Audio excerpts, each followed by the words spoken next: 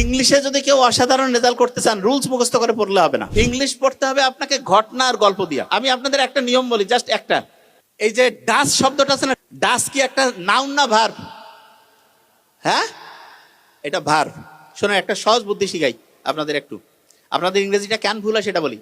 ভার্বের শেষ বর্ণ যদি এস থাকে তাহলে খেয়াল রাখবেন সিঙ্গুলার। বলেন তো আমার সাথে, ভার্বের শেষ বর্ণ এস থাকলে কি?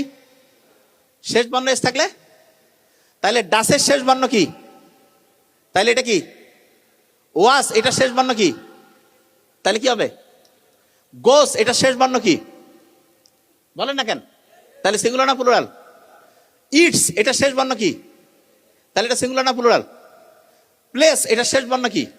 তাহলে এটা কি? সিঙ্গুলার। শুনেন, প্রত্যেকটা বাক্য যে আছে না, বাক্যের প্রত্যেকটা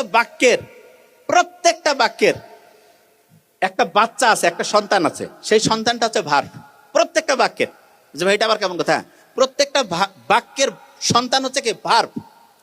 এখন এই যে ভার্বটা আছে, এই ভার্বের নিশ্চয়ই একজন আব্বা আম্মা আছে। ভার্বের আব্বা আম্মা হচ্ছে সাবজেক্ট। ভার্বের আব্বা আম্মা কি? সাবজেক্ট। একটু খালি বলি, তাহলে আপনি বলেন তো, বাবা মা যে এরকম হবে সন্তানটা এরকম হবে না?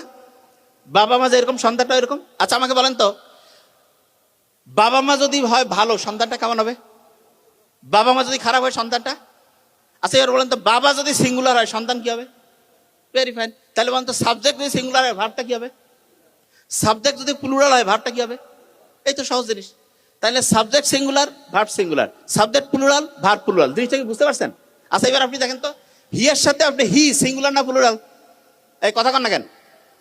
হি একজন, সিঙ্গুলার না প্লুরাল? একজন মানে সিঙ্গুলার। তাহলে এর সাথে কি ইস বসে না? ইস, ইসের শেষ বর্ণ কি? এস। গোস বসে না? গোস, এর শেষ বর্ণ কি? হ্যাস বসে না? হ্যাস, এর শেষ বর্ণ কি? ডাস বসে না? ডাস, এর শেষ বর্ণ কি? ওয়াস বসে না? এর শেষ বর্ণ কি? তার মানে সাবজেক্টটা সিঙ্গুলার হলে ভার্বটা সিঙ্গুলার। আমি বুঝতে পারছি আপনাদের, জাস্ট একটু জাস্ট দেখলাম আপনাদের সমস্যাটাকে। আমি বলি, আপনারা যখন পড়তে যান না, মুখস্থ পড়েন না।